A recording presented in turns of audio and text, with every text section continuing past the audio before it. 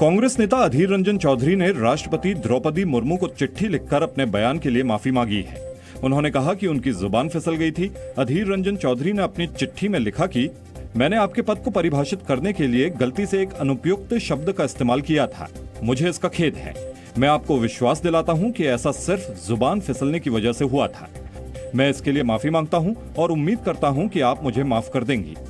अधीर रंजन चौधरी ने राष्ट्रपति द्रौपदी मुर्मू को राष्ट्रपत्नी कहकर संबोधित किया था, जिसके बाद वो बीजेपी के निशाने पर आ गए थे।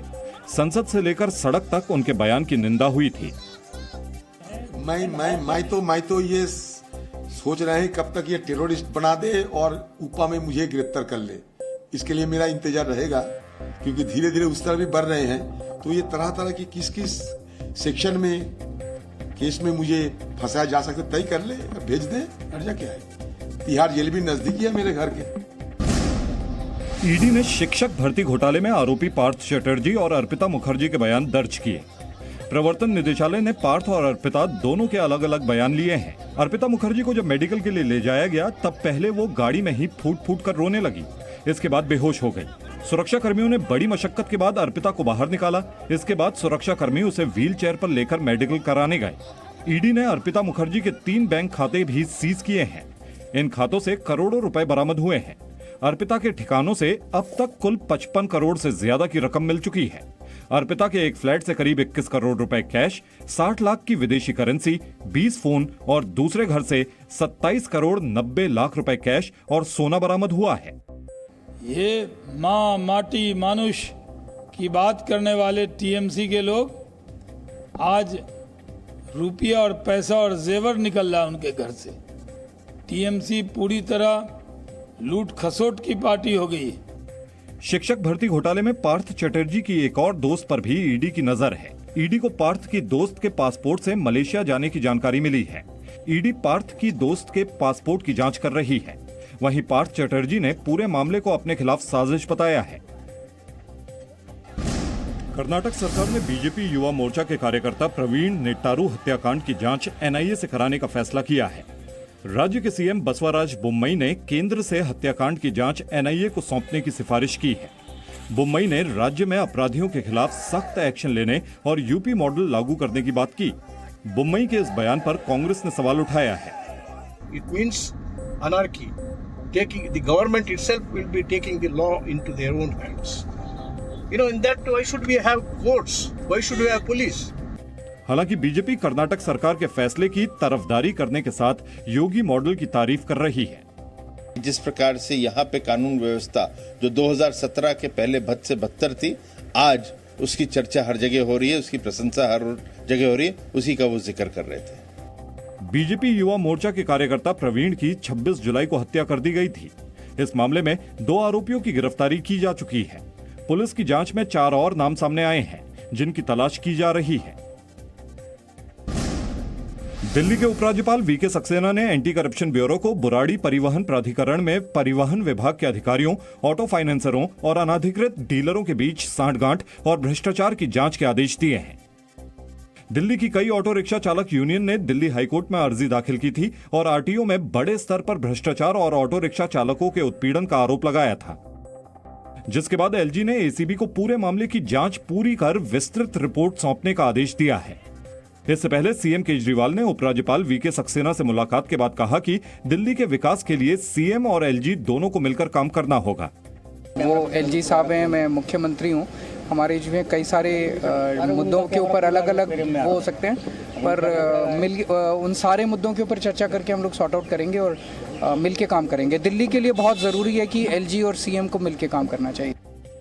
बता दें कि एलजी वीके सक्सेना ने हाल ही में दिल्ली सरकार की एक्साइज पॉलिसी में कथित गड़बड़ियों की सीबीआई से जांच कराने की भी सिफारिश की थी।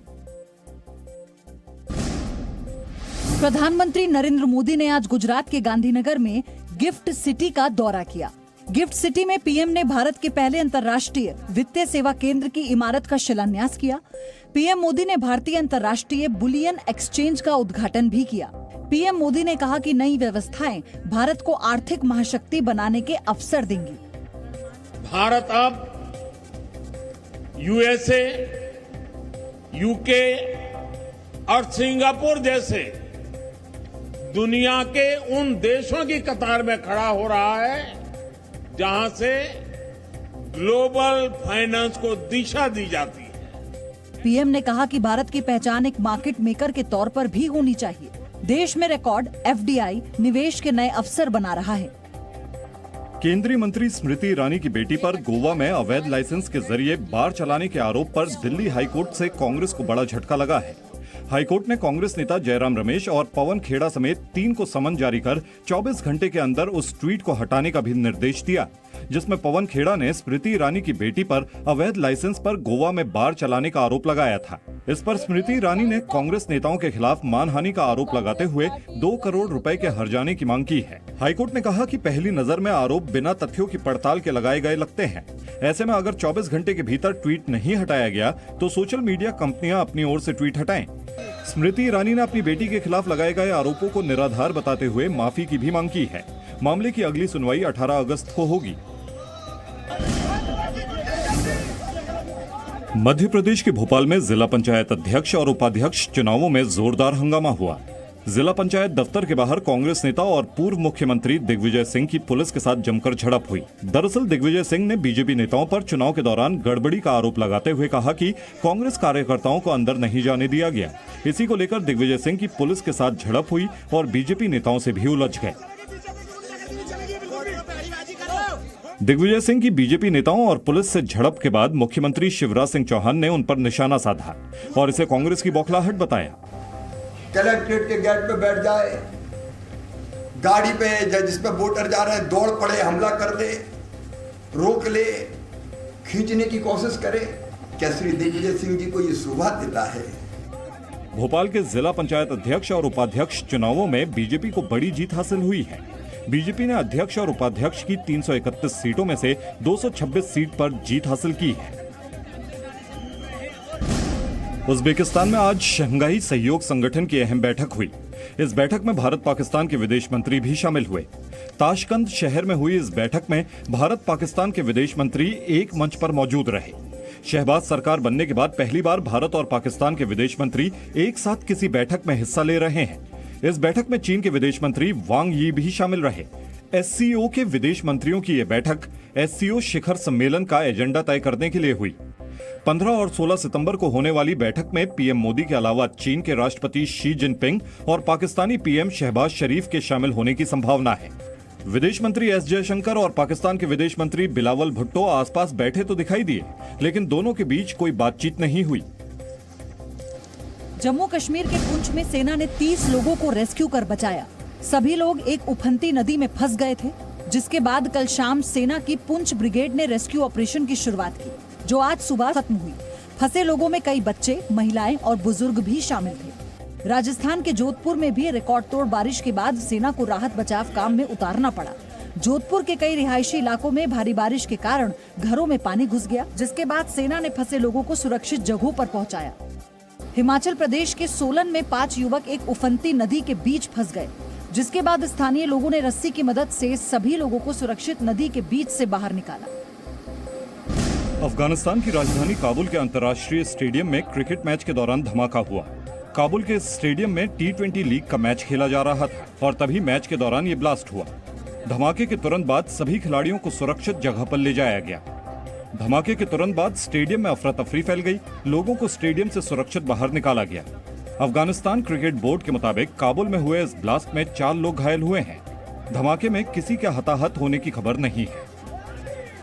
इंग्लैंड के बर्मिंघम में हो रहे 22वें कॉमनवेल्थ गेम्स का पहला दिन भारत के लिए बेहतर रहा। कई इवेंट्स में भारतीय खिलाड़ियों ने जीत दर्ज की है।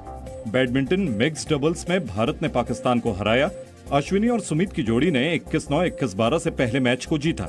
भारतीय बॉक्सर शिव थापा ने 65 किलो वेट कैटेगरी में पाकिस्तान के सुलेमान बलोच को 5-0 से हराया। टेबल टेनिस की पुरुष और महिला दोनों टीमों ने जीत दर्ज कर अगले दौर में जगह पक्की कर ली है। भारत के Srihari Nataraj 100 metre backstroke swimming के सेमीफाइनल में पहुंच गए हैं। भारत की महिला हॉकी टीम ने पहले मैच में घाना को हरा दिया है। कल महिला हॉकी टीम का दूसरा मुकाबला वेल्स से होगा। हालांकि महिला क्रिकेट टीम के लिए पहला दिन चुनौती भरा रहा। पहले मैच में भारतीय टीम ऑस्ट्रेलिया से 3 विकेट से हार गई। कॉमनवेल्थ गेम्स में 30 जुलाई को भारत के कई अहम मैच और इवेंट्स होंगे, जिनमें स्विमिंग, टेबल टेनिस और बॉक्सिंग शामिल है। कल वेट लिफ्टिंग की 55 किलो कैटेगरी में मीराबाई चानू का भी मुकाबला होना है।